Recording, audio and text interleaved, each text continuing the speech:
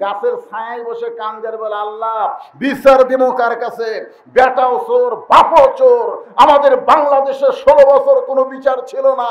আলেমদেরকে অন্যায় ভাবে জেলখানা, আর জালেমদেরকে জামিন দিয়ে মাস্তান। জোরে বলেন কথা ঠিক কিনা? চেয়ারম্যানের বেটা আর 1.5 নিয়ে ঘরে মেয়ে মানুষের অন্যা ধরে টান মারে। জোরে কর কথা ঠিক কিনা? এই বকাটা কে রে? কয় চেয়ারম্যানের বেটা। ওরে বাবা রে, চেয়ারম্যানের বেটা। আর উপজেলার চেয়ারম্যান এমপি হলে তো কথাই নাই। অর্ধ পৃথিবীর খলিফা হযরত ওমরের সন্তান আব্দুল্লাহ বাবার পাশে দাঁড়ায় বলতেছে, রে নবীর সাহাবীরা, আমার বাবার লম্বা জুব্বা দেখে তোমরা খুতবা শুনবা না, কিন্তু আমার দিকে তাকায় দেখো।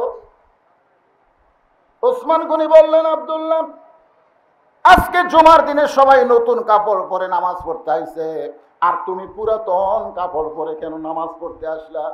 আব্দুল্লাহ বলতেছে, আমি যদি তোমাদের মতন নতুন কাপড় পরতাম তাহলে আমার বাবার জুব্বা লম্বা হতো না। আমি যদি তোমাদের মতন নতুন কাপড় পরতাম তাহলে আমার বাবার জুব্বা কি হতো না? লম্বা হতো না। তোমরা সবাই যখন ঘুমায় যাও, আমার বাবা তখন ঘুমায় না। নেতা হলে, কোরআনের নেতা হলে আর ঘুম থাকবে না। ইন্নাল্লাহা ইয়ামুরুকুম আন তুআদ্দুল আমানাতি ইলা আহলিহা ওয়া ইযা হাকামতুম বাইনান নাস আন তাহকুমু বিল আদল। জোরে বলেন সুবহানাল্লাহ।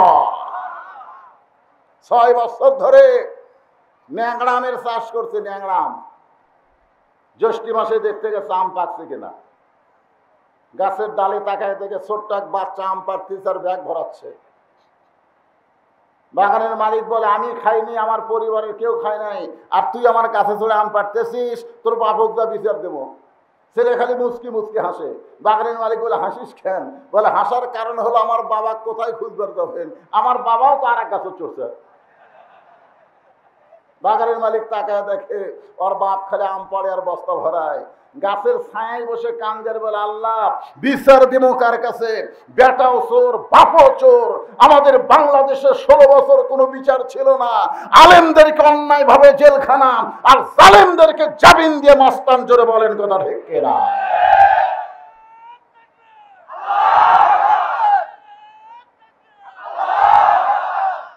কোনো বিচার ছিল না।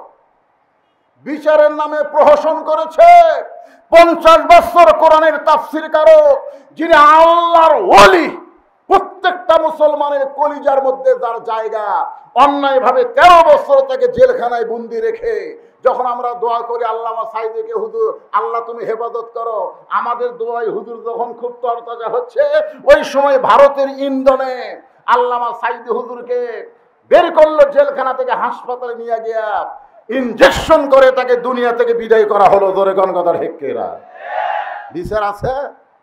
বাপও চোর, বাপও চোর, শালা বেটাও। বিচার দিবেন কার কাছে? আর যখন আল্লাহর কোরআনের সমাজ চালু হবে, বিচার কারে কয়? আব্দুল্লাহ বলতেছে, দুনিয়ার সবাই যখন ঘুমায়, আমার বাবা তখন ঘুমায় না। একদিন গভীর রাত্রে ঘুম থেকে চেতন পাইলাম। চেতন পাওয়ার পরে দেখি আমার মা দরজায় দাঁড়ায় আছে। আমি আব্দুল্লাহ চমকে গিয়ে বললাম, মা সবাই যখন ঘুম পাড়ে আপনি তখন দরজায় কেন?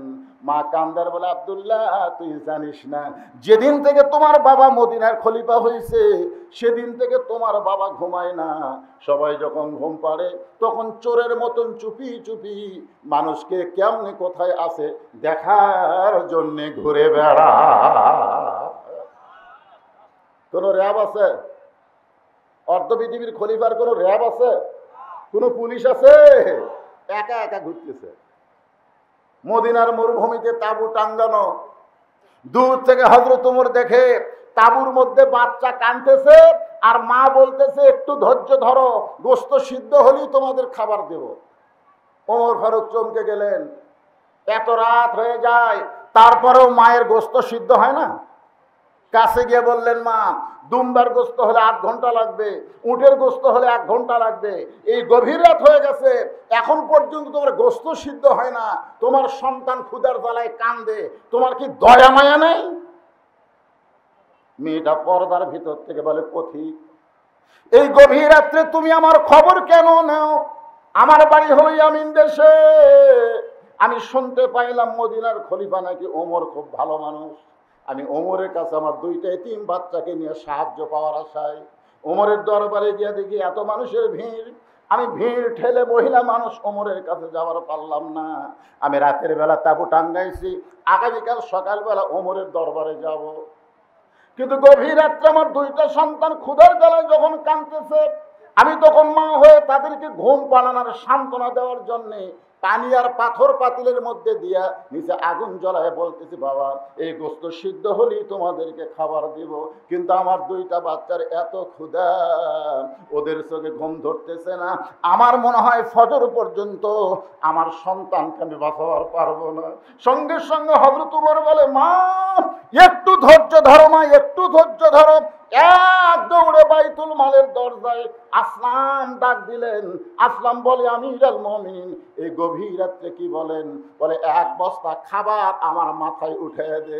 আসলাম বলতেছে, আপনি হলেন আমির, আমি হলাম চাকর, কোথায় খাবার বস্তা নিয়ে যাওয়া লাগবে আমারে হুকুম দেন। ওমর ফারুক বলে, আসলাম রে, যখনই মোহাম্মদ রাসূলুল্লাহ উচ্চারণ হবে জবান খুলে বলতে হবে সাল্লাল্লাহু। যার উপর দরুদ শরীফ প্রেরণ করলেন তিনি হলেন আমার আপনার নেতা। যে নেতা জান্নাতের মধ্যে গিয়েও আমাদের কথা ভোলে নাই। লাইলাতুল মিরাজে যখন জিবরাইল বললেন, ইয়া রাসূলুল্লাহ আল্লাহ পাক আপনাকে জান্নাতে ঢোকার তৌফিক দিয়েছেন, আপনি যদি বের না হন আল্লাহ আপনাকে বের করে দিবে না। কারণ জান্নাতের শর্ত হলো ফাদখুলুহা খালিদিন। কেউ যদি একবার জান্নাতে প্রবেশ করে আল্লাহ তাকে চিরস্থায়ী জান্নাত দিয়ে দেয়।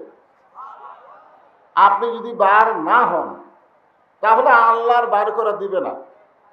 খামাখা দুনিয়াতে গিয়ে আপনার লাভ কি? কষ্টের দুনিয়া। আপনারা বলেন তো, আমাদের চাইতে আমাদের নবী ঈমান ইসলামের জন্য কষ্ট কম করছে না বেশি করছে? কত বেশি? তো খামাখা আবার মিরাজ পাড়ি দিয়া দুনিয়াতে গিয়ে লাভ কি? আবার তো নির্যাতন হবে, দরকার নাই। জান্নাতে ঢুকছেন আর বাড়ান না। সঙ্গে সঙ্গে আল্লাহ নবী বললেন, জিবরাইল আমি নবী আমার জন্য নয়, আমি নবী হলাম আমার উম্মতের জন্য। এমন একজন নবী নেতা পাইছি যিনি নিজের জন্য নয়, আমাদের জন্য। আল্লাহ যদি আমাকে বলতো জান্নাতে থাকার জন্য ঢোকেন, আমি নবী জান্নাতে ঢুকতামই না।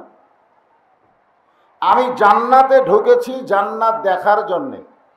আল্লাহ আমার উম্মতের জন্য কেমন জান্নাত বানাইছে এটা দেখে উম্মতের কাছে যেন বয়ান করতে পারি। আমি সেই দিন জান্নাতে থাকার জন্য ঢুকবো যেদিন আমার সমস্ত উম্মতেরা জান্নাতি হবে। তাও খুশি হননি? এমন একজন নেতা নবী আমরা নিয়েছি, পাইছি, যিনি জান্নাতের মধ্যে গিয়ে আমাদের কথা বলে নাই। আর বর্তমান যে নেতা নেত্রীর পিছনে আপনারা ঘুরতেছেন, বিপদে পড়ে সব ফালায় পালায় যায়। ধরে বলেন ঠিক কিনা? কত মিছিল করছেন, কত প্রশংসা করেছেন, আজকে সেই নেতা নেত্রী কোথায়? আমরা সেই নবীকে অন্তর থেকে, জীবন থেকে, কলিজা থেকে বেশি মহব্বত করে জবান খুলে বলি সাল্লাল্লাহু আলাইহি ওয়াসাল্লাম। আপনি দরুদ শরীফ পড়লেন, এই জায়গার নাম হচ্ছে মাঝবাড়ি প্রাইমারি স্কুল ময়দানে। আপনি এখানে দরুদ পড়লেন, আর দরুদ পড়ার সঙ্গে সঙ্গে একদল ফেরেশতা আপনার নামে দরুদগুলো রাসূলের রওজা মোবারকে পৌঁছায় দিল। সেই দরুদ পড়তে আমাদের কোনো আপত্তি নাই। প্রচন্ড গরমের ভিতরে ঘর্মাক্ত শরীর নিয়ে আমার সামনে যারা বসে আছেন, জিনাদেরকে আল্লাহ দয়া করে, রহম করে, ভালোবেসে আজকের এই জান্নাতের বাগান কবুল করেছেন, কিছুই ক্ষয় না। এই জান্নাতের বাগানে কবুল করেছেন, এ কথা শোনার পরে কিছু বলা দরকার। হায় হায় হায়, আপনারা কি মনে করতেছেন কোরআন হাদিস থেকে যখন আলোচনা শুরু হয়ে গেছে তখন এইটার কোনো স্কুলের মাঠ নাই? যতক্ষণ পর্যন্ত কোরআন হাদিসের আলোচনা হবে ততক্ষণ পর্যন্ত এইটা হলো জান্নাতের টুকরা। আর এই জান্নাতের টুকরার ভিতরে যারা বসেছেন, যিনাদেরকে আল্লাহ কবুল করেছেন, আমি আমার অন্তরের অন্তঃস্থল থেকে আপনাদের সবাইকে শুভেচ্ছা জ্ঞাপন করছি। সম্মানিতা মা বোনেরা, পর্দার অন্তরালে বসে বসে যিনারা আলোচনা শুনতেছেন, আমি তাদেরকেও শ্রদ্ধা জ্ঞাপন করে দ্বিতীয়বার স্বাধীনতার পরে আপনার এই ধনুটে আমার প্রথম মাহফিল। এই মুহূর্তে জানতে চাচ্ছি আপনারা সকলে কেমন আছেন? যে আল্লাহ দয়া করে রহম করে আজকের এই জান্নাতের বাগানে আমাদেরকে কবুল করলেন, আমরা সে আল্লাহর উপরে খুশি না বেজার? তাহলে জবান খুলে সমস্বরে সকলে বলবেন রব্বানা লাকাল হামদ হামদান কাসীরান তাইয়িবান মুবারাকান ফীহি। আমরা প্রশংসা করলাম কার? কেন করলাম? আল্লাহর প্রশংসা করার এক নম্বর কারণ হলো আল্লাহ দয়া করে রহম করে আমাদেরকে মুসলমানের ঘরে মুসলমান হিসাবে কবুল করেছেন। গতকাল ভারতের আগে হিন্দু বলেছে যে হারে পৃথিবীতে মুসলমান বৃদ্ধি পাচ্ছে আর 10 বছর পরে পৃথিবীতে বিধর্মী লুকানোর মতন কোনো জায়গা থাকবে না। আমরা জন্মসূত্রেই মুসলমানের ঘরে আল্লাহ কবুল করেছেন। খুশি না বেজার? সেজন্য জবান খুলে সমস্যারে বলবো আলহামদুলিল্লাহ। আল্লাহ শুধু মুসলমানের ঘরেই কবুল করেন নাই, বিশ্বনবীর উম্মত হিসাবে আল্লাহ আমাদেরকে কবুল করেছেন। বিশ্বনবী বিশ্ব নেতা, তার উম্মত হিসাবে আল্লাহ আমাদের কবুল করেছেন। খুশি না বেজার? এজন্য বলে আলহামদুলিল্লাহ। আল্লাহর প্রশংসা করার কারণ হলো যে কোরআন থেকে আমরা আলোচনা শুনব। স্বাধীনতার পরে আমরা শেখ মুজিবের শাসন দেখেছি, জোরে কোন কথা ঠিক কিনা? আমরা জিয়াউর রহমানের শাসন দেখেছি, আমরা এরশাদ চাচার শাসন দেখেছি, এরপরে দেখেছি বেগম খালেদা জিয়ার শাসন, তারপরে দেখলাম হাসিনার শাসন, তারপরে আবার দেখেছি খালেদা জিয়ার শাসন, তারপরে ভোট না পেয়েও 15 বছর স্বৈরাচারের শাসন। জোরে বলেন কথা ঠিক কিনা? 50 বছর আমাদের দেখা শেষ। আগামীতে আমরা দেখতে চাই আল্লাহর কোরআনের বাংলাদেশ। এই জন্য যখন স্লোগান দিল আল কোরআনের আলো, আপনারা বলেন ঘরে ঘরে জ্বালো। ঘরে ঘরে জ্বালায়া কোনো কাম হবে না। 300 জন ভালো মানুষকে আমাদের আগামীতে সংসদে প্রেরণ করা লাগবে। ধরে বলেন কথা ঠিক কিনা? কারণ ঘরে ঘরে বহু জ্বলছে, কাম হচ্ছে না। এই জন্যে যেই বলা হবে আল কোরআনের আলো, আপনারা বলবেন সংসদে জালো। বলতে পারবেন না? আল কোরআনের আলো। মাশাআল্লাহ। পবিত্র কোরআন আল্লাহ আমাদেরকে হেদায়েত স্বরূপ দান করেছেন। হেদায়েত আল্লাহ কোরআনের প্রথমেই বলেছেন জালিকাল কিতাব লা রাইবা ফীহি হুদাল লিল মুত্তাকিন। এই কোরআনকে হেদায়েত স্বরূপ আল্লাহ আমাদেরকে দিয়েছেন। আর কোরআন থেকে কারা হেদায়েত পাবে? পাইকারি হারে আবু জেহেল পাবে না, আবু বকর পাবে। জোরে কোন কথা ঠিক কিনা? আবু জেহেলও কিন্তু কোরআন শরীফ শুনছে। আপনারা তো বসে থেকে আরামে শুনতেছেন, আবু জেহেলের বসার চান্স হয়নি, দাঁড়িয়ে থেকে কোরআন শরীফ শুনছে। চোরের মতন সামনে বসে না, পিছন থেকে দাঁড়ায় নবী কোরআন তেলাওয়াত করছে, আর চোরের মতন চুপি চুপি কোরআন তেলাওয়াত শুনছে। সকালবেলা এসে মুখ ফসকে বের হয়ে গেছে, এত সুন্দর কোরআনের বাণী। রাতটা কোন দিক দিয়ে গেল বুঝবারই পারিনি। সুবহানাল্লাহ বলেন। আবু জেহেল কি কোরআনের বিপক্ষে কইছে? কোরআনের পক্ষে বলেছে। এত সুন্দর কোরআনের বাণী, রাতটা কোন দিক দিয়ে গেল বুঝবারই পারিনি। আবু সুফিয়ান বলে, নেতা, যেই কোরআন শুনতে রাত কোন দিক দিয়ে গেল বোঝা যায় না, সেই কোরআন ধরলে অসুবিধা কি? একটা হলো কোরআন শোনা, আর একটা হলো কোরআন ধরা। আজকে যারা এই মাহফিলে আমরা বসে আছি, আমরা কি শুধু কোরআন শুনতে চাই না কোরআনকে ধরতে চাই? আপনারা বলেন তো, কাবা শরীফের গিলাফ ধরার চাইতে কোরআন ধরার সওয়াব কম না বেশি? জোরে বলেন। আমি 11 সালে যখন প্রথম হজ করতে গেলাম, আমার সঙ্গে একজন হাজী সাহেব প্রত্যেক তাওয়াফে 7 পাকে 3 বার কাবার গিলাফে চুমা খায়, 3 বার। আমাকে বলে, হুজুর আপনি খালি সাইড দিয়ে ঘোরেন, আপনি কাবা ঘরেন, গিলাফ চুমা খাবেন না? আমি কইলাম, চুমা খেয়ে লাভ কি? বলে, কোন কি আল্লাহর ঘরের গিলাফ। আমি কইলাম, ভাই কিভাবে চুমা খাবো, যে মানুষের ভিড়। তাই হুজুর খালি এরকম কুনে মারবেন আর সামনে যাবে, রাস্তা বার হয়ে যাবে, চুমা খাবেন। আমি লোকটার হাত ধরে বললাম, 1 লক্ষ বার কাবার গিলাফ চুমা খেয়ে কোনো সওয়াব হবে কিনা আমি জানি না, তবে একবার আল্লাহর কোরআনকে যদি চুমু দাও, এর চাইতে 1,00,000 গুণ বেশি সওয়াব হবে। লোকটা আশ্চর্য হয়ে বলল, কেমনে? আমি বললাম, কাবা আল্লাহর ঘর, কিন্তু আল্লাহ কাবার হেফাজতের দায়িত্ব নেয় নাই। আর কোরআন আল্লাহর কিতাব, স্বয়ং আল্লাহ তাআলা কোরআন হেফাজতের দায়িত্ব নিয়েছে। ধরে বলেন কথা ঠিক কিনা?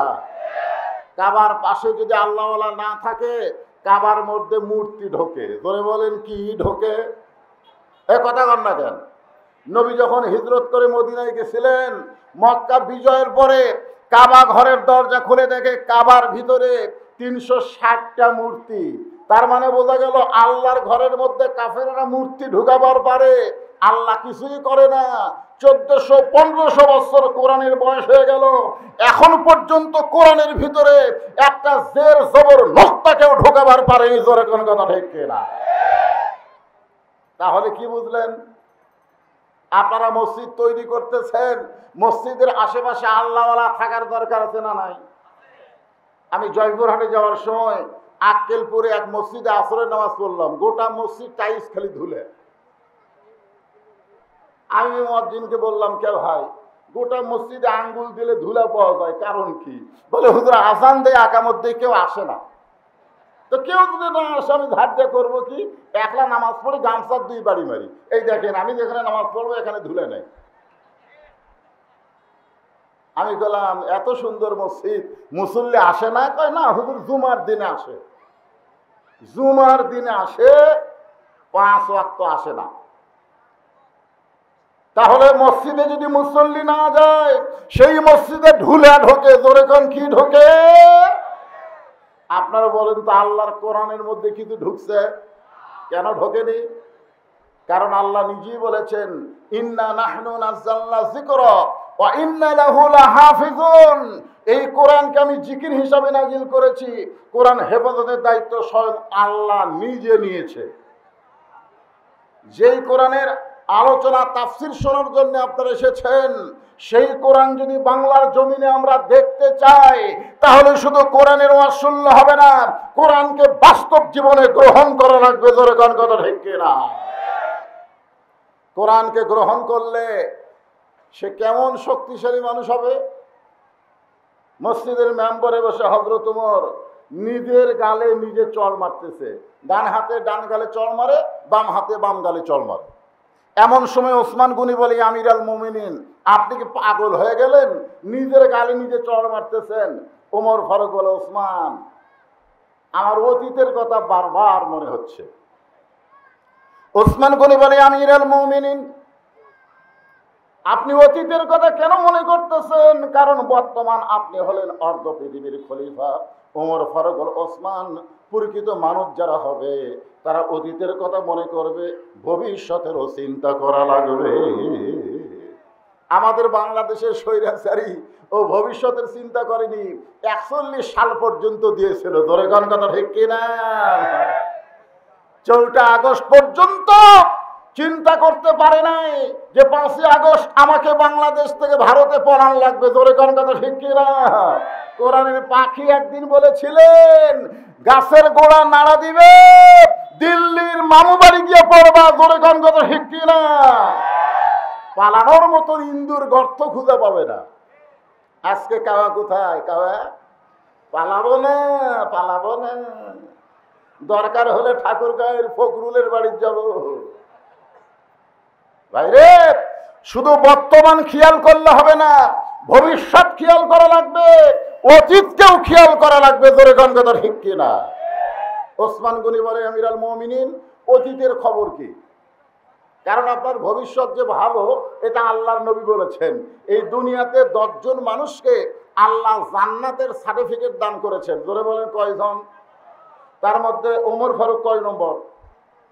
কথা কয় না, 1 নম্বর। আচ্ছা, আপনার কি বাড়ির থেকে নিয়ত করে আইছেন যে বক্তার সাথে সাথে হা হু করব না? 1 নম্বর হলো আবু বকর, জোরে করে 1 নম্বরকে। 2 নম্বর হলেন হযরত ওমর, 3 নম্বর হলেন ওসমান গনি, 4 নম্বর হলো হযরত আলী, 5 নম্বর আব্দুর রহমান ইবনে আওফ, 6 নম্বর হলো জুবাইর, 7 নম্বর হলো তালহা, 8 নম্বর সাদ ইবনে আবু ওয়াক্কাস, 9 নম্বর আবু সাঈদ, আর 10 নম্বর হলো ওবাদা ইবনুল জাররাহ।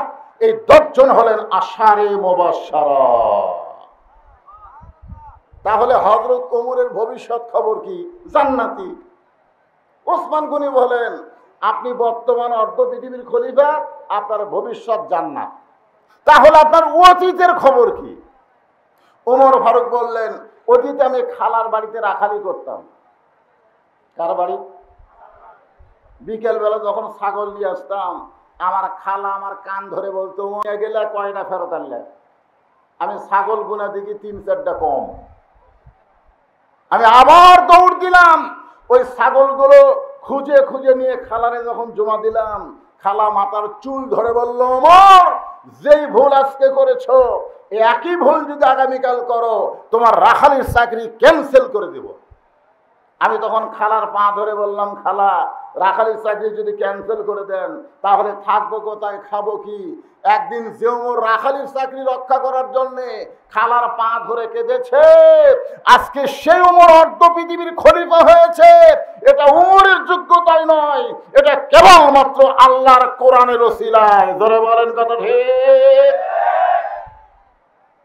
আল্লাহর কোরআন ভিতরে ছিল বলে রংপুরের আবু সাইদ সর্বপ্রথম 2 হাত বাড়ায় বলেছিল মার মার। আপনারা খবর জানেন, আবু সাইদ হলো শিবিরের সাথী। ধরে কারণ সুবহানাল্লাহ।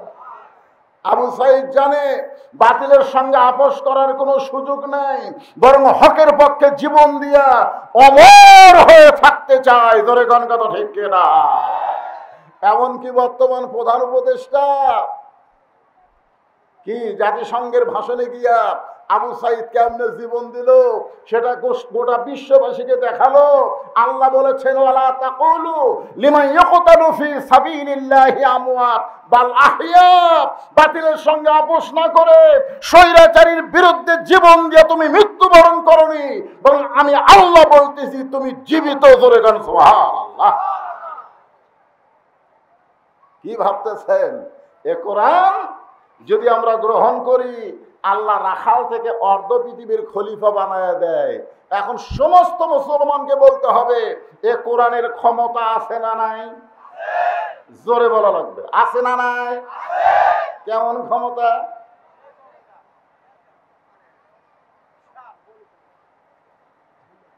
এই কোরআন দিয়ে যখন বাংলাদেশ চলবে তখন বাংলাদেশের নেতাদের চেহারা কেমন হবে?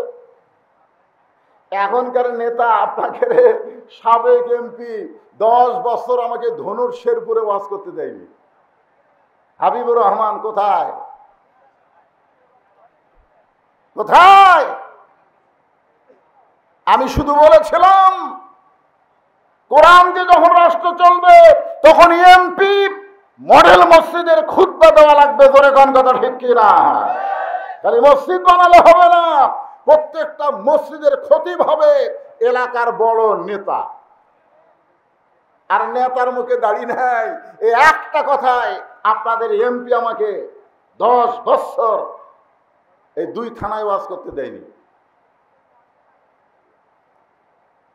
কি ভাবতেছেন কোরআন দিয়ে যখন রাষ্ট্র চলবে, নেতা ইচ্ছা মতো চলতে পারবে না, নেতাকে চলতে হবে আল্লাহর কোরআন নবীর তরিকা অনুযায়ী। জোরে বলেন কথা ঠিক কিনা? এই জন্য আল্লাহ কোরআনে বলেছেন আতিউল্লাহ ওয়া আতিউর রাসূল উলিল আমরি মিনকুম, আল্লাহ আনুগত্য করো, নবীর তরিকা মোতাবেক চলো, আর তোমাদের আমিরকে তোমরা মানো। আমিরকে তোমরা মানো। বর্তমানে বাংলাদেশে একটা দলের আমির আছে না নাই? এ কতক্ষণ আছে না নাই? সব দলে আমির আছে, নেতা আছে, আমির উলিল আমরি মিনকুম। জুমার দিনে আমির খুতবা দিচ্ছে, মাঝখান থেকে একজন মুসল্লি দাঁড়িয়ে বলতেছে আমিরুল মুমিনিন আপনার খুতবা শুনবো না। ওমর ফারুক বললেন আমার অপরাধ কি? বলে আপনার অপরাধ হলো আপনি লম্বা জুব্বা গাওয়াত দিয়ে আমাদেরকে খাটো পাঞ্জাবি দিয়ে খুতবা দিচ্ছেন।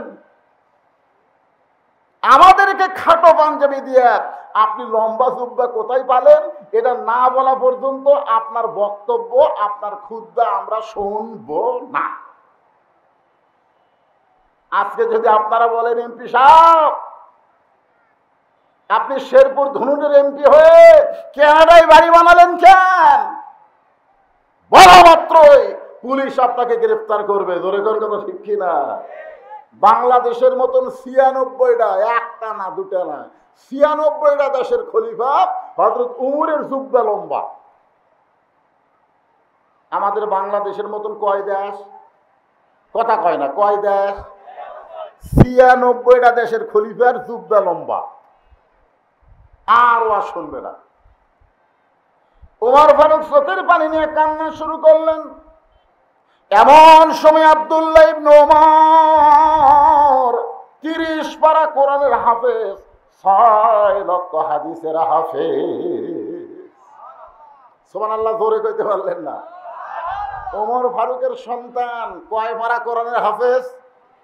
এ জোরে কোন কয় পারা? তার মানে বোঝা গেল নেতা শুধু নেতা না, নেতার সন্তানকেও যোগ্য শিক্ষা দিয়া মানুষের মতন মানুষ তৈরি করছে। ধরে কোন কথা ঠিক না? আজকে নেতাকে সন্তানের খবর কি? চেয়ারম্যানের বেটা R15 নিয়ে ঘরে, মেয়ে মানুষের অন্যা ধরে টান মারে। ধরে কোন কথা ঠিক কিনা? এই বকাটা কে রে? কয় চেয়ারম্যানের বেটা। ওরে বাবা রে, চেয়ারম্যানের বেটা। আর উপজেলার চেয়ারম্যান এমপি হলে তো কথাই নাই। অর্ধ পৃথিবীর খলিফা হযরত ওমরের সন্তান আব্দুল্লাহ বাবার পাশে দাঁড়ায় বলতেছে, রে নবীর সাহাবীরা, আমার বাবার লম্বা জুব্বা দেখে তোমরা খুতবা শুনবা না, কিন্তু আমার দিকে তাকায় দেখো। ওসমান গনি বললেন, আব্দুল্লাহ আজকে জুমার দিনে সবাই নতুন কাপড় পরে নামাজ পড়তে আইছে, আর তুমি পুরাতন কাপড় পরে কেন নামাজ পড়তে আসলা?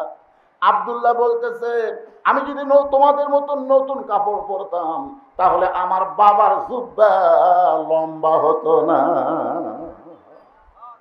আমি যদি তোমাদের মতন নতুন কাপড় পরতাম তাহলে আমার বাবার জুব্বা কি হতো না? লম্বা হতো না। তোমরা সবাই যখন ঘুমায় যাও, আমার বাবা তখন ঘুমায় না। নেতা হলে, কোরআনের নেতা হলে আর ঘুম থাকবে না। ইন্নাল্লাহা ইয়ামুরুকুম আন তুআদ্দুল আমানাতি ইলা আহলিহা ওয়া ইযা হাকামতুম বাইনান নাস আন তাহকুমু বিল আদল। জোরে বলেন সুবহানাল্লাহ। 6 বছর ধরে ন্যাংরামের চাষ করছে। ন্যাংরাম জ্যৈষ্ঠ মাসে দেখতে গেছে আম পাকছে কিনা। গাছের ডালে তাকায় দেখে ছোট্ট এক বাচ্চা আম পাড়তেছে আর ব্যাগ ভরাচ্ছে। বাগানের মালিক বলে, আমি খাইনি, আমার পরিবারের কেউ খায় নাই, আর তুই আমার কাছে চলে আম পাড়তেছিস, তোর বাপক যা বিচার দেবো। ছেলে খালি মুচকি মুচকি হাসে। বাগানের মালিক বলে, হাসিস কেন? বলে, হাসার কারণ হলো আমার বাবা কোথায় খুঁজবার যাবেন, আমার বাবাও তো আর এক গাছে চড়ছে। বাগানের মালিক তাকায় দেখে ওর বাপ খালি আম পাড়ে আর বস্তা ভরায়। গাছের ছায়ায় বসে কান্দের বলে, আল্লাহ বিচার দিব কার কাছে? বেটাও চোর, বাপও চোর। আমাদের বাংলাদেশে 16 বছর কোনো বিচার ছিল না। আলেমদেরকে অন্যায় ভাবে জেলখানা, আর জালেমদেরকে জামিন দিয়ে মাস্তান। জোরে বলেন কথা ঠিক কিনা?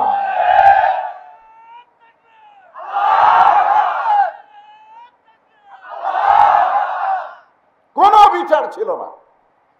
বিচারের নামে প্রহসন করেছে 50 বছর কোরআনের তাফসীর কারো, যিনি আল্লাহর ওলি, প্রত্যেকটা মুসলমানের কলিজার মধ্যে যার জায়গা, অন্যায় ভাবে 13 বছর তাকে জেলখানায় বন্দি রেখে যখন আমরা দোয়া করি আল্লামা সাইদিকে, হুজুর আল্লাহ তুমি হেফাজত করো, আমাদের দোয়ায় হুজুর যখন খুব তরতাজা হচ্ছে, ওই সময় ভারতের ইন্ধনে আল্লামা সাইদি হুজুরকে বের করলো জেলখানা থেকে, হাসপাতালে নিয়ে গিয়া ইনজেকশন করে তাকে দুনিয়া থেকে বিদায় করা হলো। ধরে গণগদার হেক্কেরা বিচার আছে?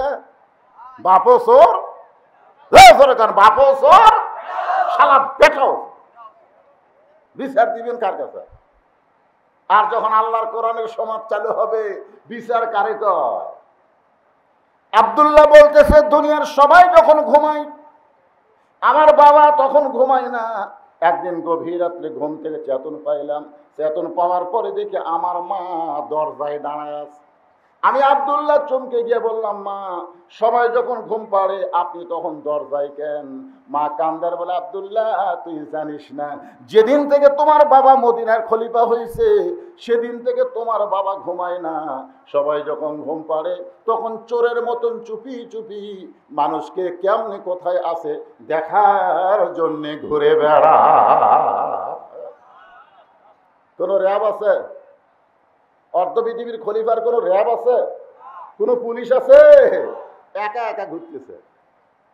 মদিনার মরুভূমিতে তাঁবু টাঙ্গানো, দূর থেকে হযরত ওমর দেখে তাঁবুর মধ্যে বাচ্চা কাঁদতেছে, আর মা বলতেছে একটু ধৈর্য ধরো, গোশত সিদ্ধ হলেই তোমাদের খাবার দেব। ওমর ফারুক চমকে গেলেন। এত রাত হয়ে যায়, তারপরেও মায়ের গোশত সিদ্ধ হয় না। কাছে গিয়ে বললেন, মা দুম্বার গোশত হলে 8 ঘন্টা লাগবে, উটের গোশত হলে 1 ঘন্টা লাগবে। এই গভীর রাত হয়ে গেছে, এখন পর্যন্ত তোমার গোশত সিদ্ধ হয় না, তোমার সন্তান ক্ষুধার জ্বালায় কান্দে, তোমার কি দয়া মায়া নেই? মেয়েটা পর্দার ভিতর থেকে বলে, পথিক এই গভীর রাত্রে তুমি আমার খবর কেন নাও? আমার বাড়ি হলো ইয়ামিন দেশে। আমি শুনতে পাইলাম মদিনার খলিফা নাকি ওমর খুব ভালো মানুষ। আমি ওমরের কাছে আমার 2টা এতিম বাচ্চাকে নিয়ে সাহায্য পাওয়ার আশায় ওমরের দরবারে গিয়ে দেখি এত মানুষের ভিড়। আমি ভিড় ঠেলে মহিলা মানুষ ওমরের কাছে যাওয়ার পারলাম না। আমি রাতের বেলা তাঁবু টাঙ্গাইছি, আগামীকাল সকালবেলা ওমরের দরবারে যাব।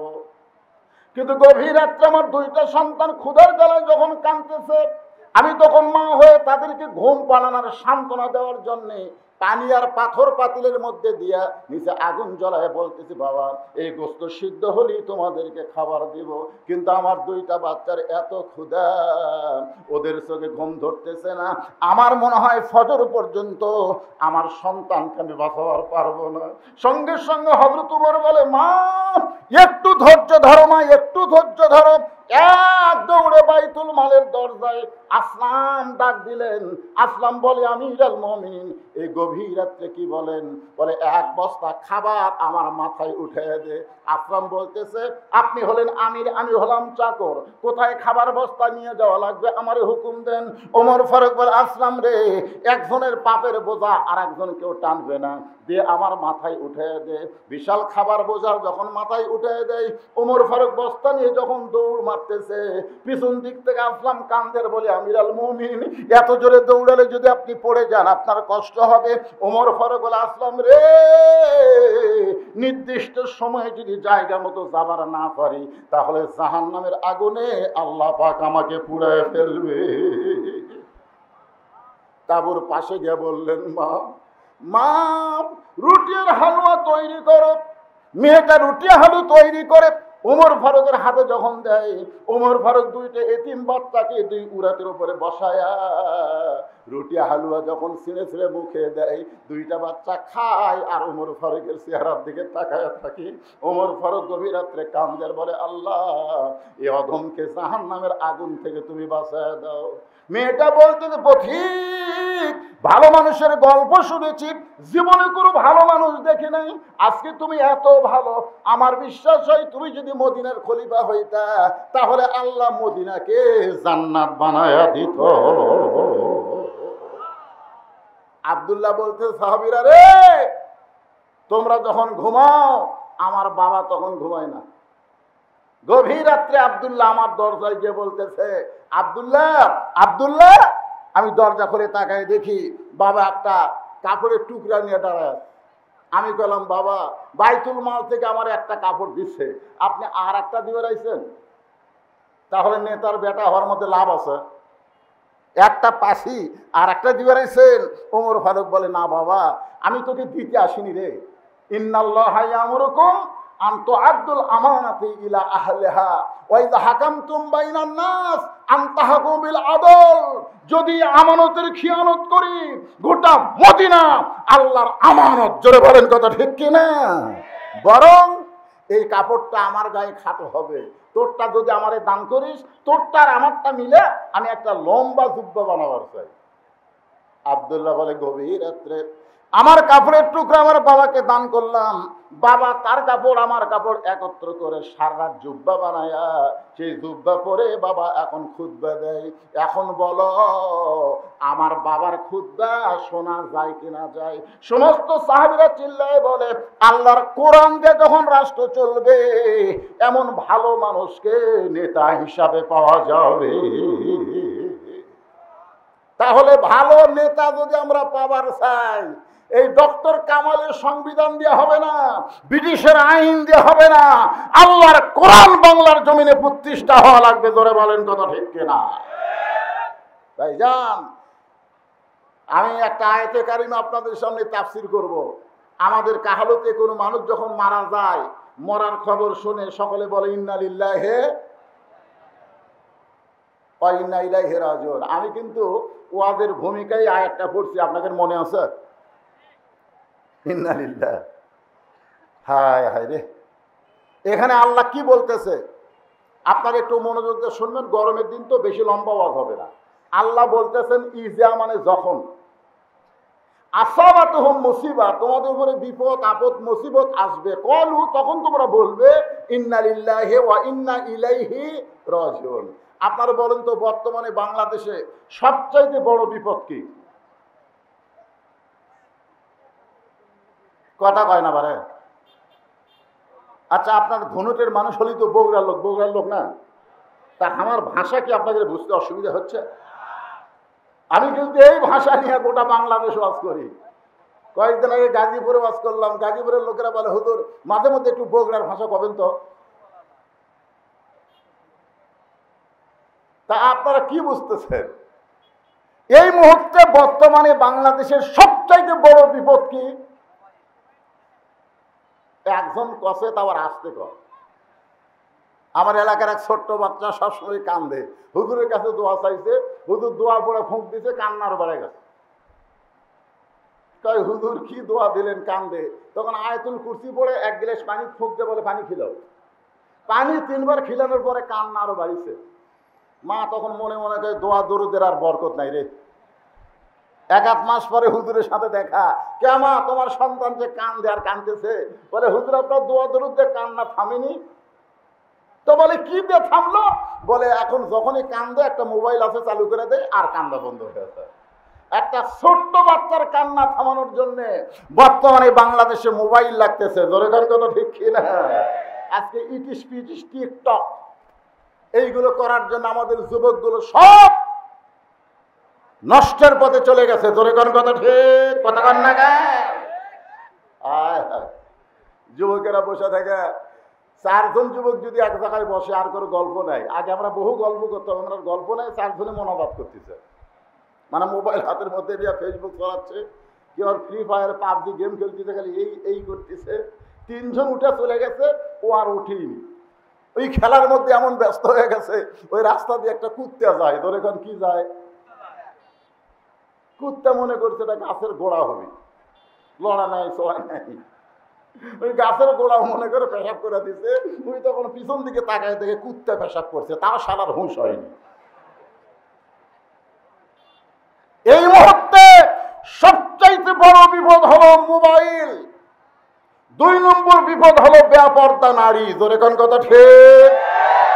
খুব খেয়াল করবেন, বেপরদা নারীর কারণে আমাদের সমাজের যুবকেরা এমনি তো মোবাইল একটা বিপদ, আবার ওই মোবাইল দিয়ে কাম সারতেছে। আমি যখন এসে শুনলাম আপনাদের এলাকার অধিকাংশ মানুষ বিদেশে থাকে, তখন আমার মনের মধ্যে হলো এর কি বউগুলার খবর কি না। যখন বিদেশে স্বামী চলে যায়, আমি বলছি বিয়ে করার আগে যাও। আমার ওয়াজের মধ্যে আছে, দেখবেন, বিয়ে করার আগে যাও। আবার বিয়ে করলে বাচ্চা কাচ্চা যখন হবি, অন্য কারোর সাথে পরকিয়া করার সুযোগ থাকবি না, তখন যাও। জোরে কোন কথা ঠিক কিনা? সব বাপ মায়ের জমি বিক্রি করে বিদেশে যায়, আর বইয়ের নামে অ্যাকাউন্ট করে টাকা পাঠায়। বাপ মা যখন মোবাইল করে, বাবা জমি বিক্রি করে তোর সৌদি আরব পাঠালাম, তোর খবর কি? বলে মা ধরা খাসি, 3 বছর হলে জেলে আছি। এদিকে শালা বইয়ের অ্যাকাউন্টে টাকা পাঠায়।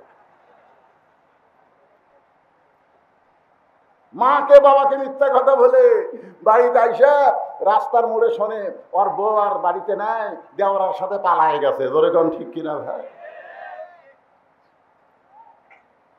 আমার মা বোনদেরকে পর্দানিশী হওয়া লাগবে। আমার মায়েরা যারা আজকে আলোচনা শুনতেছেন, একটু মনোযোগ দিয়ে শোনেন। ইজা আসাবাতুহুম মুসিবা, আল্লাহ বলতেছেন যখন তোমাদের উপরে বিপদ আপদ মুসিবত আসবে, বাংলাদেশের মেয়েদেরকে যদি আমরা ভালো করতে চাই, কোনো ওয়াজ দিয়ে নারীদেরকে ভালো করা যাবে না। ভালো করতে গেলে আল্লাহর কোরআনের আইন লাগবে। ধরে বলেন ঠিক কিনা? আপনার বলেন তো, মেয়েদের ভালো করার আইন আল্লাহর কোরআনে আছে না নাই? কি আইন? এই মাঝখান থেকে কে উঠল রে? না, ওঠা বসা যদি করেন তা আমিও উঠি। কিসের মুরব্বী? ও যে একটা পাইছে ভাইরাল মুরব্বী, কি খালি মুরব্বীর দোষ?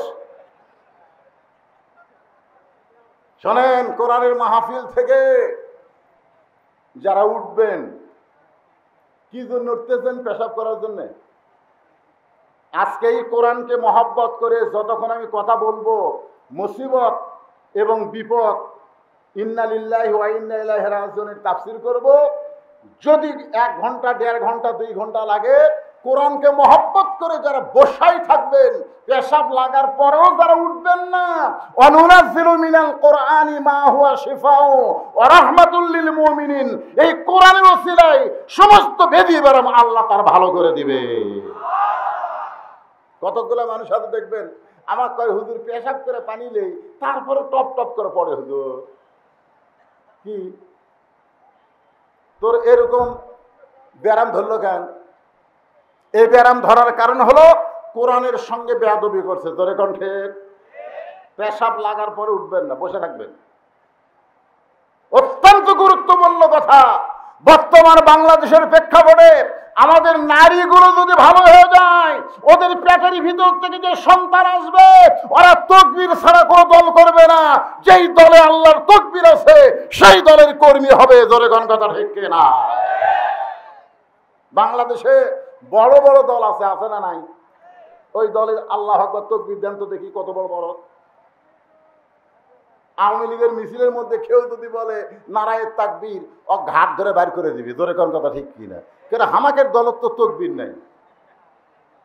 বিএনপির সালাউদ্দিন কাদের চৌধুরীর ছেলে হুম্মাম কাদের চৌধুরী একবার চিটাগাঙ্গে তাকবীর দিছিল।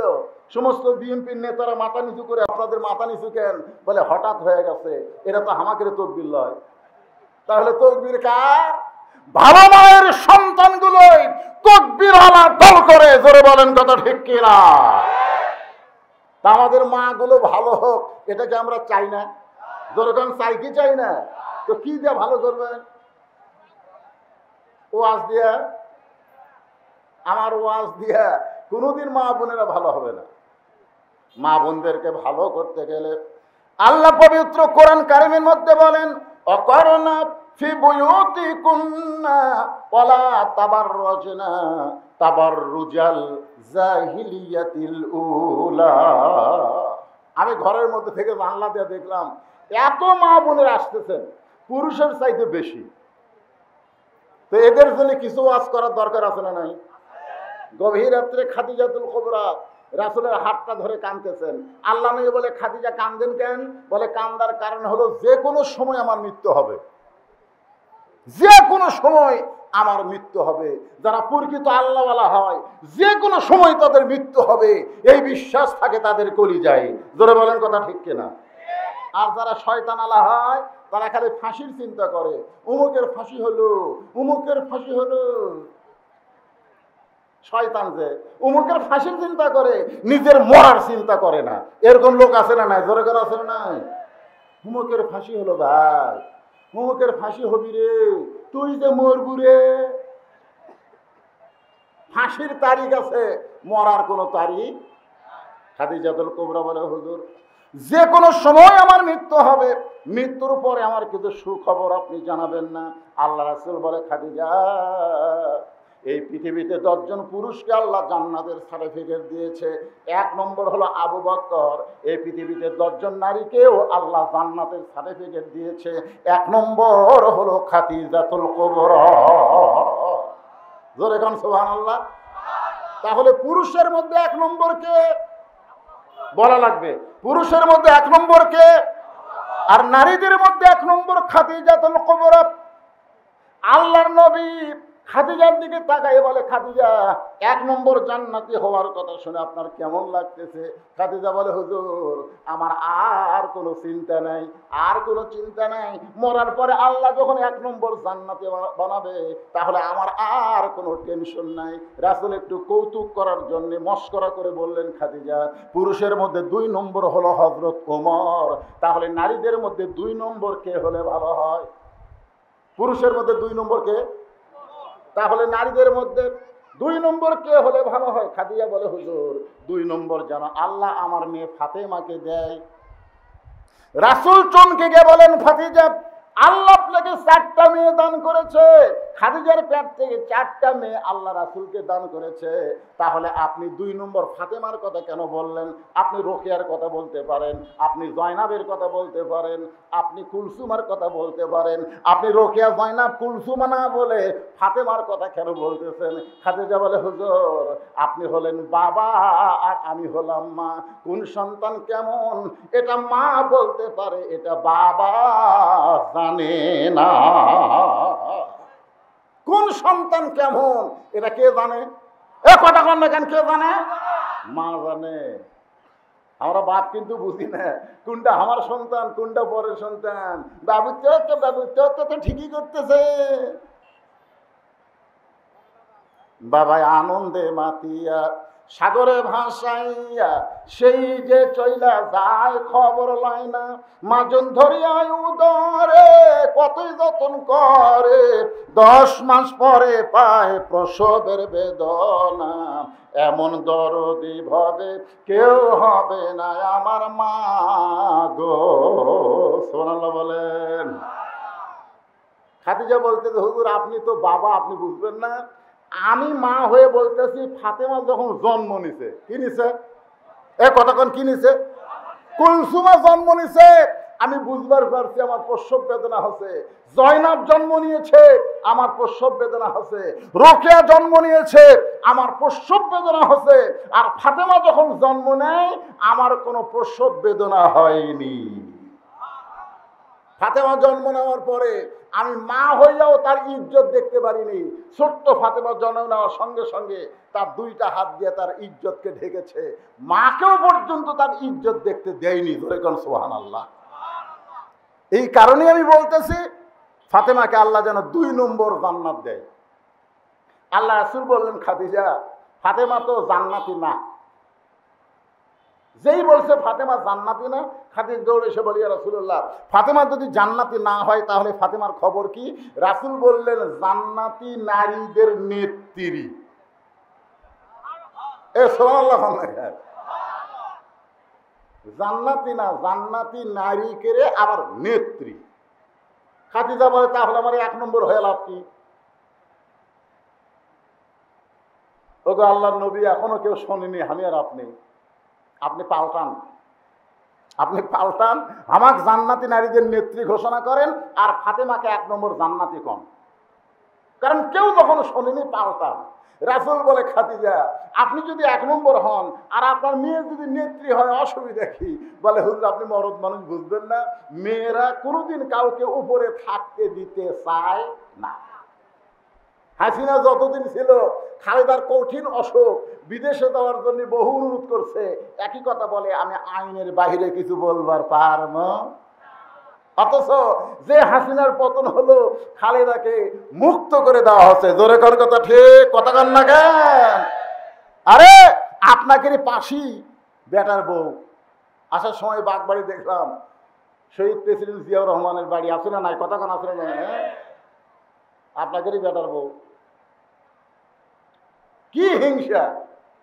একজন নেত্রী থাকবে আর একজন যেন ভবিষ্যতে নেতৃত্ব দিবার না পারে। এটা মরদ মানুষের মধ্যে কোনো হিংসা নাই, হিংসা হলো নারীদের ভিতরে। ধরে কোন কথা ঠিক কিনা? শাশুড়ি এতদিন বাড়ির কর্তা ছিল, বেটার বউ আশা কয় ওই চাবি আমার দরকার, আমি হব নেত্রী। বুড়ি কিরে! এমনকি মা মেয়ের মধ্যেও ঝগড়া হয়। ধরে কোন হয় কি হয় না? আমার বাসায় হচ্ছে, আমার বাড়ি। আমার বড় মেয়ে মাছের তরকারি পাক করে আমাকে খাবার দিচ্ছে, মেয়েটা খালি আমার সামনে ঘুরঘুর করে ঘুরতেছে। কি জন্যে ঘরে আমি বুঝতে পারছি। আমি বললাম, মা, বাংলাদেশে বহু জায়গায় মাছের বহু তরকারি খাই মা, কিন্তু তোমার হাতে মনে হয় মধু আছে, এত স্বাদ। মেয়ে আর 1 টুকরা আমাকে দিল। মেয়েটা খুব খুশি, কিন্তু তাকাই দিক ওর মাও গাল ফুলে বসে আছে। আমি বললাম, কে গো, তোমার কি হলো? বলে, এখন থেকে মেয়ের বাড়িতেই খান, আমার খাওয়ার দরকার নাই। আমি বললাম, হাই রে জাত, মেয়ের প্রশংসা করলে মা বেদার হয়, এরাই হলো নারী। ধরে কোন কথা ঠিক? খাদিজা বললেন, এ রাসূলুল্লাহ, আপনি আর আমি ছাড়া কেউ জানি না, আপনি বলেন খাদিজা হবে জান্নাতি নারীদের নেত্রী আর ফাতেমা হবে 1 নম্বর জান্নাতি। রাসূল বললেন, খাদিজা, আমি হলাম ঘোষণাকারী, দেওয়ার মালিক হলো আল্লাহ। আপনারা বলেন তো, দেওয়ার মালিক কে?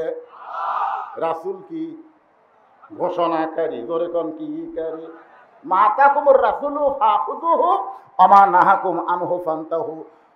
মা ইয়ানতিকু আনিল হাওয়া ইন হুয়া ইল্লা ওয়াহয়ুহা। নবী নফসের তাড়নায় কিছুই করেন নাই, নবী যা কিছু করেছেন কার ইচ্ছায়। জবান খুলে বলতে হবে, কার ইচ্ছায়। এই জন্য যাকে তাকে মানা যাবে না, একমাত্র নবীকেই মানতে হবে। জোরে বলেন কথা ঠিক কিনা? ওই দয়াল বাবা কেবলা কাবা আয়না কারিঘর, আয়না বসায় দিছে কলবের ভিতর। এলা বাবা টাবা কাল্লা বাবা, কোনো বাবা চলবি না। জোরে কোন কথা ঠিক? কথা কন না কেন?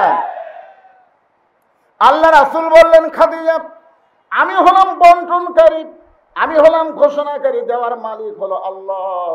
খাদিজা বলে, ইয়া রাসূলুল্লাহ, সর্বপ্রথম আমি ঈমান গ্রহণ করেছি, এই পৃথিবীতে সর্বপ্রথম আমি ঈমান গ্রহণ করেছি। এরপর আল্লাহ আমাকে জান্নাতের নেত্রী না বানায়া ফাতেমাকে নেত্রী বানানোর কারণ কি? আল্লাহ রাসূল বললেন, 2 কারণ। এ মা বোনেরা, মনোযোগ দিয়ে শোনেন। স্বামী যদি ডাকে, সময় নাই, বহু কাম আছে। আল্লাহ রাসূল বলেছেন, স্বামী যখন কোনো বিবিকে ডাক দিবে, শুধুমাত্র ফরজ ইবাদত ছাড়া নফল নামাজের মধ্যে থাকলেও নিয়ত ভাঙ্গে স্বামীর ডাকের উত্তর দেওয়া লাগবে। ধরে কোন কথা ঠিক? হায় হায় রে, চিনি না স্বামী কি, বুঝি না। আমার মায়েরা যারা আওয়াজ শুনতেছেন, মনোযোগ দিয়ে শোনেন। আল্লাহ রাসূল বলেন, খাদিজা, 2টা কারণে আল্লাহ আপনাকে জান্নাতের নেত্রী না বানায়া ফাতেমাকে জান্নাতি নারীদের নেত্রী বানাইছে। খাদিজা বলে, হুজুর কারণগুলো কি? আল্লাহ রাসূল বলেন, 1 নম্বর কারণ, ও খাদিজা, আপনি কত বছর বয়সে ঈমান গ্রহণ করছেন? খাদিজা বলতে যে, হুজুর 55 বছর বয়সে। কত বছর? আল্লাহ রাসূল বলে, খাদিজা ঈমান গ্রহণ করার আগে আপনি কি ছিলেন? খাদিজা বলে, হুজুর আমি কাফের ছিলাম। রাসূল বলে, খাদিজা আপনার হায়াতের 55 বছর আপনি কাফের ছিলেন, আর ফাতেমা কত বছর কাফের ছিল?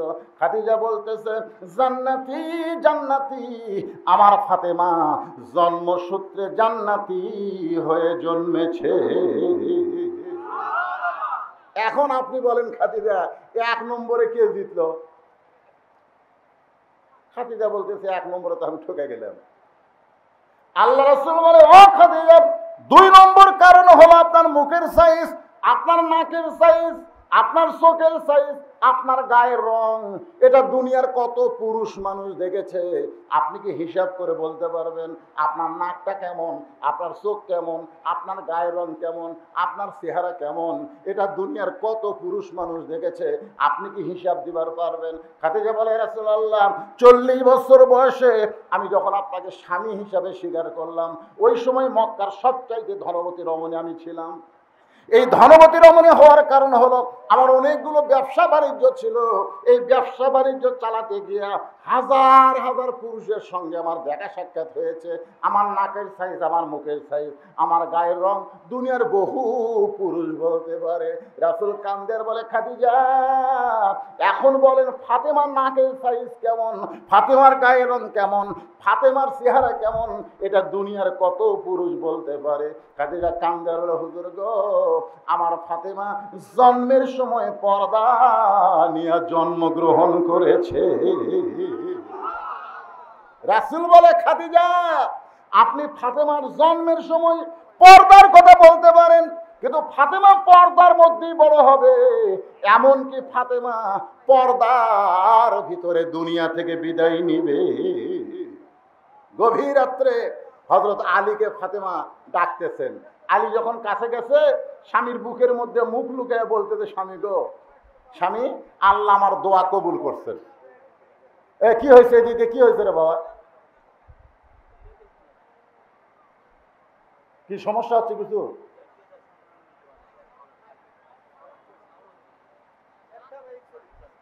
একটা মাইকও চলছে না। আপনাকে কি ওয়াজ শুনতে কোনো সমস্যা হচ্ছে? না চললে খবর কি? যদি না চলে অসুবিধা কি? আপনারা বলেন তো, রাস্তার লোক আর মাহফিলের ভিতরের লোক দুটা সমান? দুটা সমান? মুরগির তলের ডিম আর সাইটের ডিম দুটা সমান? 12 ডিম দিছে, 10 ডিমের বাচ্চা হচ্ছে। মুরগি এলাকায় খেরে ডিম দিলাম 12টা, বাচ্চা হলো 10টা, ডিম দিলাম 12টা, বাচ্চা হলো 10টা। কারণ কি? তখন একজন বুদ্ধিজীবী বলতেছে, এই 10টা ডিম মুরগির নিচে ছিল রে, উষুম পায়ে বাচ্চা আছে, আর এই 2টা ডিম খালি সাইড মারছে, সাইড, খালি সাইড। তো সাইড মারা ডিম কি সিদ্ধ হবে? ওকে ভাইজা খাওয়া যাবে? ওই কাইজারে ওই পচে গেছে। যারা সাইডে আছে এরা কাইজিয়া ডিম। জোরে কোন কথা ঠিক না? মুরগির তলে থাকো, সামিয়ানার তলে যারা, সুবহানাল্লাহ বলেন। আমার মায়েরা খালি টাক লাগে কথাগুলো শুনতেছে, আর আপনারা চিন্তা করতেছেন কি? একটু মনোযোগ দিয়ে শুনতে হবে ভাই। বুকের মধ্যে স্বামীকে নিয়ে বলে, স্বামী গো, আল্লাহ আমার দোয়া কবুল করছেন। আলী খালি মুচকে মুচকে হাসে। ফাতেমা বলে, হাসেন কেন? বলে, দোয়া কবুল করা তো খুশির কারণ।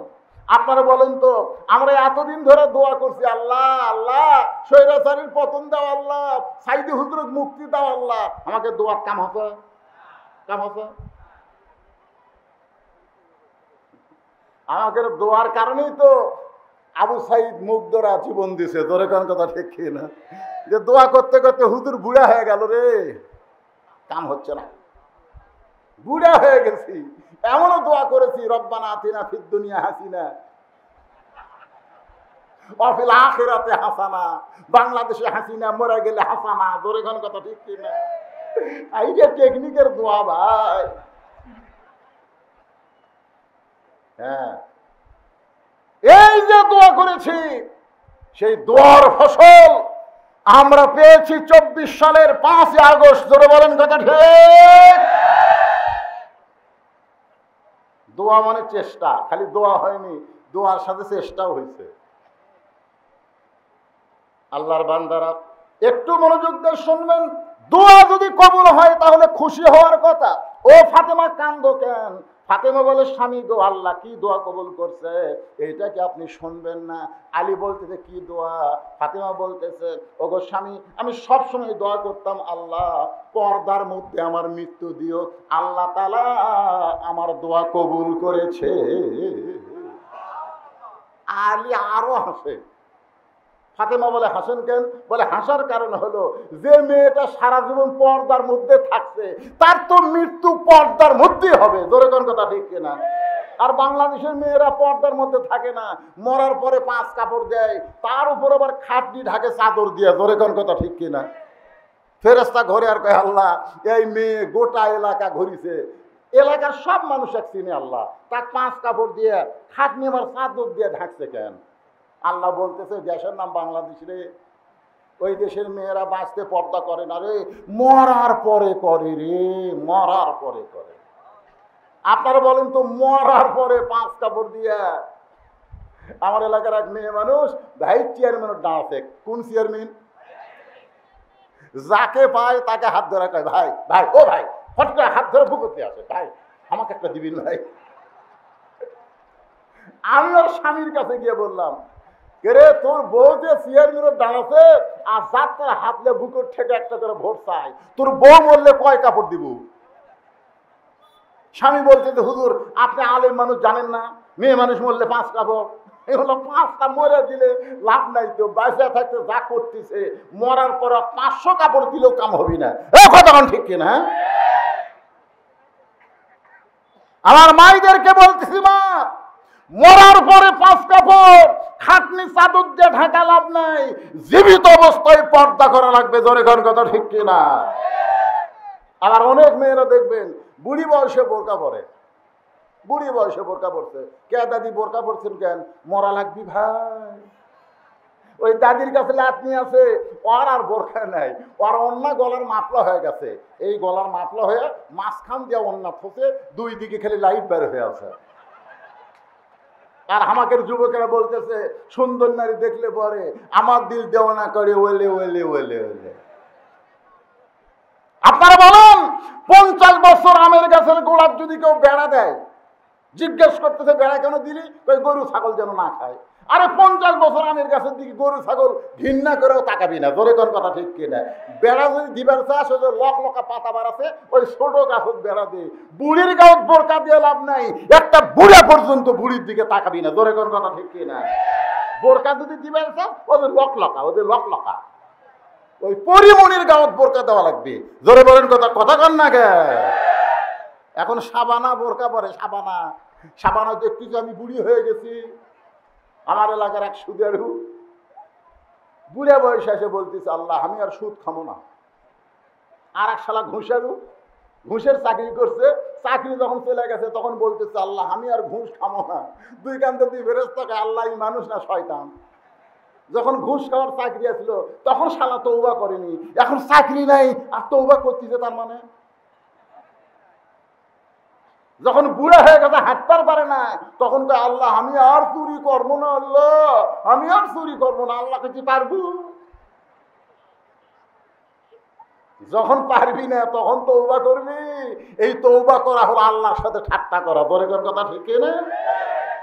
জুয়ান বয়সে মসজিদে যায় না, বুড়া বয়সে মসজিদে যায়, আর বসবার পারে না, লাতিফ কাছে একটা চেয়ার নিয়ে যায়, সামনে কাতার থুসরে। এখন লাঠি চেয়ার নিয়ে যায়, সামনে কাতার থসে। এখন দাদা যায় সারাদিন শালা ঘুরে বেড়ায়, 10 কেজি ব্যাগ বাজার থেকে বাড়িতে আসে, আর মসজিদের যায় আমার চেয়ার কুটি। সামনে কাতার চেয়ার নিয়ে বসেছে, মসজিদে কোনো চেয়ার থাকবে না, সমস্ত চেয়ার মসজিদ থেকে বের করতে হবে। আল্লাহ কোরআনে বলেছেন, কুমু লিল্লাহি কানিতিন, নামাজ যদি পড়তে চাও দাঁড়ানো হলো নামাজের মধ্যে একটা ফরজ। জোরে বলেন কথা ঠিক কিনা? তুমি যখন দাঁড়ায় নামাজ পড়তে পারবা তখন তুমি ফিল্ডিং মারছে, আর বুড়া বয়সে চেয়ারলে মসজিদ দিয়েছে, আল্লাহর সাথে ঠাট্টা করবে। এই জন্য আল্লাহ রাসূল বলেছেন হাসরের ময়দান আল্লাহ বলবে না তোমার শৈশবকালের হিসাব দাও, আল্লাহ বলবে না তোমার বুড়াকালের হিসাব দাও, আল্লাহ বলবে যৌবনের হিসাব দেওয়া জান্নাতে চলে যাও। ধরে কোন কথা ঠিক? তাই এলাকার যুবকদের বলতেছি, খালি মসজিদ দোতলা অজুখানা দোতলা করে লাভ নাই। প্রত্যেকটা যুবককে 5 ওয়াক্ত নামাজ মসজিদের জামাতের সঙ্গে আদায় করা লাগবে। জোরে বলেন কারা কারা 5 ওয়াক্ত নামাজ মসজিদ জামাতে পড়বেন? 2 হাত তুলে আমার আল্লাহরে দেখান। লিল্লাহি তাকবীর। হাত নামান। মসজিদ দান করলি মসজিদ হয় না। 560টা মসজিদ আমাদের শেখ হাসিনা বানিয়ে থেকে গেছে। ধরে কোন ঠিক কিনা? রাস্তার ধার দিয়ে গেল খালি চক চক করতেছে, মডেল মসজিদ। ভিতরে ঢুকে দেখেন 1.5 কাতার মুসল্লি নাই। সবচাইতে বড় স্বৈরাচার হলো আযান শোনার পরে মুসলমান দাবি করে মসজিদের মধ্যে ঢোকে না। যেদিন কোরআন দিয়ে বাংলাদেশ চলবে সেদিন পুলিশদেরকে বলা হবে চোর ডাকাত ধরার দরকার নাই, আযান হওয়ার পরে যারা মসজিদের মধ্যে ঢুকবে না মুসলমান দাবি করে ওদের পাছার কাপড় খুলে 5টা করে বাড়ি বসাও। ধরে কোন কথা ঠিক কিনা? লা সালাতা লা ঈমানা, যার নামাজ নাই তার কোনো ঈমান নাই। বাইনাল আবদি ওয়াল কুফরি তরকুস সালাত, বান্দার কাফের মধ্যে পৃথক করা জিনিসটার নামই হলো নামাজ। এই জন্য নামাজ কায়েমের বিল সর্বপ্রথম পাশ হবে আল্লাযীনা মাক্কান্নাহুম ফিল আরদ। যখন মুসলমানের কেউ কোরআনের কেউ ক্ষমতার চেয়ার পাবে 1 নম্বর দায়িত্ব হলো আকামুস সালাত, নামাজ কায়েম করা লাগবে। ধরে কোন কথা ঠিক কিনা? নামাজ যদি কায়েম হয়, ইন্না সালাতা তানহানিল ফাহশাই ওয়াল মুনকার, একমাত্র নামাজই পারে মানুষকে যাবতীয় ফাহিশা এবং খারাপি থেকে বাঁচায় দিতে। সবচাইতে বড় বিপদ হলো মুসলমান দাবি করার পরেও নামাজ পড়ে না। ইন্না লিল্লাহি ওয়া ইন্না ইলাইহি রাজিউন। আলী বলতেছে সারা জীবন তুমি পর্দার মধ্যে ছিলা, পর্দার মধ্যে মৃত্যুবরণ করবে, এই দোয়া আল্লাহ কবুল করেছে, তাহলে কান্দার কারণ কি? ফাতেমা বলে স্বামী গো কবে মৃত্যু হবে এটা কি আপনি শুনবেন না? আলী বলে ফাতেমা মৃত্যুর খবর কেউ বলতে পারবে না, কে কখন মরবে এটা একমাত্র কে জানে? আরো জোরে। ফাতেমা বলতেছে আল্লাহ যদি কাউকে জানায়। আলী বলতেছেন আল্লাহ যদি জানায় সেটা ভিন্ন কথা। ফাতেমা বলতেছে আল্লাহ পাক আমাকে জানাইছেন আজকে গভীর রাত্রে আমার মৃত্যু হবে। যেই বলছে গভীর রাত্রে মৃত্যু হবে, গাছের গোড়া কাটলে গাছটা যেমন পড়ে যায় হযরত আলী তেমনি পড়ে গেলেন ঘরের মাঝে। মা ফাতেমা আস্তে আস্তে স্বামীর মাথা উরাতের উপরে নিয়ে মুচকি হাসি দিয়া কপালে একটা চুমু দিয়ে বলে স্বামী গো এতদিন আমি জানতাম আপনি আসাদুল্লাহিল গালিব, এতদিন আমি জানতাম আপনি জ্ঞানের রাজা, কিন্তু আমার মৃত্যুর খবর শুনে আপনি এভাবে পড়ে গেলেন। আপনি কি জানেন না এই দুনিয়া থাকার জায়গা না, আসলে যাইতেই হবে। জোরে কোন কথা ঠিক না? স্টার জলসা জি বাংলা যে নারীরা দেখতেছেন, ভারতের চ্যানেলগুলো দেখতেছেন আর বজরুল ইরশাদের ওয়াজ শুনতেছেন, কাম হবি না। চ্যানেল দেখতে দেখতে মরে যাবেন, হিন্দুর সাথে জাহান্নামে যাওয়া লাগবে। জোরে কোন কথা ঠিক না? যেই ভারত আমাদের 400 বছরের পুরাতন বাবরি মসজিদ ভাঙ্গা রাম মন্দির বানালো, সেই ভারত আমাকে বন্ধু না শত্রু? আরো জোরে বলেন। ফারাক্কার বাঁধ খুলে দিয়ে বাংলাদেশকে যে ভারত ডুবাতে চায়, বাংলাদেশের শুধু হাসিনা শুধু শেখ মুজিবরকে ভারত পছন্দ করে, বাংলার জনগণকে ভারত পছন্দ করে না। কারণ শেখ হাসিনা বাংলাদেশকে ভারতের অঙ্গরাজ্য বানাবার চাইছিল। জোরে কোন কথা ঠিক কিনা?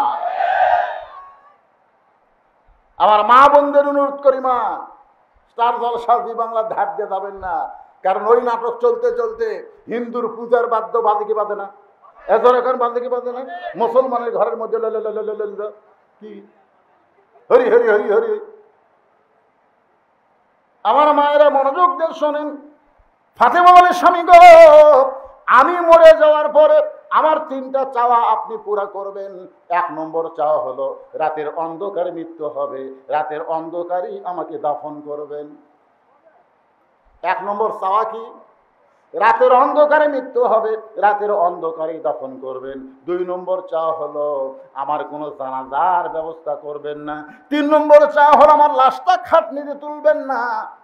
আপনি কান্দে করে নিয়ে জান্নাতুল বাকির পূর্ব কোণায় সবুজ রঙের একটা বাতি জ্বলবে, ওই বাতি বরাবর আমাকে দাফন করবেন। দাফন করার পরে হযরত আলী আল্লাহকে বলতেছে, আল্লাহ ফাতেমার পর্দাকে কবুল করে নাও। বলার সঙ্গে সঙ্গে সামনে কয়েকটা পুরাতন কবর দেখা যায়। আলী চিৎকার করে বলে, এখনই ফাতেমার কবর দিলাম, সেই নতুন কবর গেল কোন জায়গায়? কে যেন বলতেছে, আলী রে, ফাতেমা পর্দা নিশি, আমি আল্লাহ জোহরা ডিগ্রি দিয়া ফাতেমার কবরটাকেও পর্দা করে দিয়েছি। মায়েরা, ও মা, যদি ফাতেমার অধীনে জান্নাতে থাকতে চান তাহলে পর্দা ছাড়া উপায়। আরো জোরে বলেন। সমস্ত মেয়েরা যদি পর্দার মধ্যে ঢুকে যায়, আমাদের যুবকেরা আর মোবাইল নিয়ে ইটিস পিটিস করবে না, আমাদের যুবকেরা 5 ওয়াক্ত নামাজি হয়ে যাবে। সবচাইতে বড় বিপদ হলো যুবকেরা নষ্ট হওয়া, নারীরা বেপর্দা হওয়া। জোরে বলেন কথা ঠিক। মানুষ মরে গেলে আমরা বলি ইন্না লিল্লাহি ওয়া ইন্না ইলাইহি রাজিউন। এটা মানুষ মরার পরে পড়ার আয়াত না, এটা হলো বিপদ আপদ মুসিবতের আয়াত। কিন্তু মানুষ মরলে আমরা কেন পড়ি? এই ছেলেরা সামান্য কিন্তু সময় ধৈর্য ধরো, আমার হাতত ঘড়ি আছে, গরমের দিন খুব লম্বা ওয়াজ হবে না। তাহলে মানুষ মরলে আমরা কেন পড়ি? আপনারা সত্যি করে বলেন তো, আল্লাহ রাস্তায় যারা জীবন দেয়, আল্লাহ বলেছেন, ইয়া আইয়ুহাল্লাযীনা আমানুত্তাকুল্লাহা হাক্কা তুকাতিহি ওয়া লা তামুতুন্না ইল্লা ওয়া আনতুম মুসলিমুন। মুসলমান হয়ে কেউ যদি মরে, তার ঠিকানা কবর না জান্নাত। সবাই বলেন। তাহলে মুসলমানের জন্য মরা বিপদ না ভালো? বেঁচে থাকাই তো বড় বিপদ। বর্তমান বাংলাদেশে ইমান নিয়ে বাঁচাটাই বিপদ। জোরে কোন কথা ঠিক কিনা? বর্তমানে কিন্তু কোরআন দিয়ে যখন বাংলা রাষ্ট্র চলবে, তখন আমাদের দুর্বল ইমানকে আল্লাহ কোরআনের ওসিলায় কি করবে? আয়াত আছে না নাই? তাহলে পড়েন, ইন্নামাল মুমিনুনা আল্লাযীনা ইযা যুকিরাল্লাহু ওয়াজিলাত কুলুবুহুম ওয়াইযা তুলিয়াত আলাইহিম আয়াতুহু জাদাতুহুম ঈমানাও ওয়া আলা রাব্বিহিম ইয়াতাওয়াক্কালুন। সবাই আল্লাহু আকবার বললেন না? কারণ আওয়ামী লীগ বিএনপির লোকেরা আল্লাহু আকবার বলবার চালেও মুখ দিয়ে বাড়াবি না। চর্চা নাই, যে চর্চা নাই। জাদাতুহুম ঈমানাও ওয়া আলা রাব্বিহিম ইয়াতাওয়াক্কালুন। এই কোরআনের সমাজ যখন চালু হয়ে যাবে, ঈমান আল্লাহ তাআলা আমাকে কমাবে না বাড়াবে? এই ঘোষণা কার? তাহলে আল্লাহর কোরআন দিয়া আমরা মুজিবের শাসন দেখলাম, জিয়ার শাসন দেখলাম, খালেদার দেখলাম, হাসিনার দেখলাম। এখন 50 বছর পরে আল্লাহর কোরআনের শাসন আমরা দেখতে চাই। কারা কারা রাজি? 2 হাত তুলে আমার আল্লাহকে দেখাতে হবে। লিল্লাহি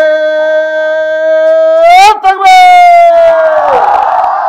হাত নামান, হাত নামান। আল্লাহ, এই কঠিন গরমের মধ্যে আমার 2 ধারে 2টা ফ্যান ঘুরতেছে, তারপর আমি ঘামতেছি, আর তোমার বান্দারা গরমের মধ্যে বসে দীর্ঘ সময় তোমার কোরআনের আলোচনা শুনলো। আল্লাহ, তাদেরকে আবু জেহেলের মতো না, আবু বক্করের সঙ্গে কবুল করো। ধরে কান আমিন। যুবকেরা, মসজিদের উন্নয়নের জন্য বহু টাকা উঠছে, আপনারা বহু দান করছেন। যদি আপনাদের মধ্যে এমন কোনো ব্যক্তি থাকে, আপনারা ওঠা বসা করবেন আল্লাহর রাস্তে। আমার কলজা ভরে গেছে। এই যে 1 ঘন্টা 1.5 ঘন্টার উপর ওয়াজ করলাম, আপনারা পাগলের মতন শুনলেন, কলজা ভরে গেছে আমার। এটা মাঘ মাস, পৌষ মাস হলে, অগ্রহায়ণ মাস হলে এমনি 3 ঘন্টা ওয়াজ করলেও শরীরের কিছু হতো না, কিন্তু গরমের সময় 1 ঘন্টা ওয়াজ করা খুব কঠিন। দীর্ঘ সময় আপনারা ওয়াজ শুনছেন। আপনারা কেউ আছেন এরকম যে হুজুর আপনার হাতে মসজিদে আমরা কিছু দিবার চাই, এরকম যদি কেউ থাকেন, আমি আপনাদের একটু সময় দিলাম। আপনাদের মধ্যে কেউ যদি থাকে যে আপনি আজকের মাহফিলের প্রধান আলোচক, আপনার জামাইয়ের হাতে আমরা উঠা বসা করতেছেন, প্যারালাইসিস হবে কিন্তু। কি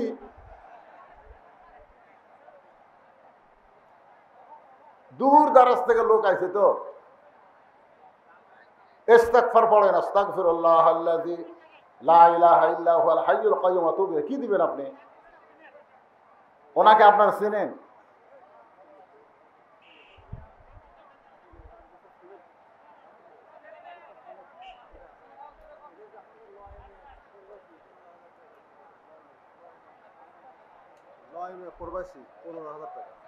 লিল্লাহু আকবার। কোন দেশে আছে, কোন দেশে মায়ামিয়া প্রবাসী? হ্যাঁ, মাশাআল্লাহ, সৌদি আরবে আছে। যেই দেশে মক্কা এবং মদিনা প্রবাসী ভাই আমার 15,000 টাকা নগদে দান করেছে, আল্লাহ তার দানকে কবুল করেন। সকলে বলে আল্লাহুম্মা আমিন। হ্যাঁ, এরকম কেউ যদি থাকেন, এই মসজিদের আহাল যারা, সকলকে 5 ওয়াক্ত নামাজি কবুল করো। আমার মা বোনদেরকে পর্দানিশি কবুল করো। গোটা বিশ্বের মুসলমানের উপরে আল্লাহ রহম করো। আমরা যারা হাত তুলেছি সকলে বলেন রব্বির হামহুমা কামা রব্বায়ানি সগীরা। আমাদের বাপ মা দাদা দাদি যাদের কবরে গেছে আল্লাহ তাদের কবরকে জান্নাতের টুকরা বানায় দাও আল্লাহ। কোরআনের সমাজ যেন আমাদের জীবিত অবস্থায় আমরা বাংলার জমিনে দেখতে পারি, আল্লাহ কবুল করো। সবাই বলে আমিন। সুবহানা রাব্বিকা রাব্বিল ইজ্জাতি আম্মা ইয়াসিফুন ওয়া সালামুন আলাল মুরসালিন। আজকের মাহফিলের সম্মানিত সভাপতিকে আল্লাহ তুমি কবুল করো, সহ সভাপতিদের কবুল করো, প্রধান অতিথি কবুল করো, বিশেষ অতিথি যারা আছে আল্লাহ সকলকে আল্লাহ তুমি কবুল করো। যারা মসজিদে কম বেশি দান করেছে তাদেরকে কবুল করে মৃত্যুর সময় জবানে জারি করে দিও লা ইলাহা ইল্লাল্লাহু মুহাম্মাদুর রাসূলুল্লাহ সাল্লাল্লাহু আলাইহি ওয়াসাল্লাম। আসসালামু আলাইকুম ওয়া রাহমাতুল্লাহি ওয়া বারাকাতুহু।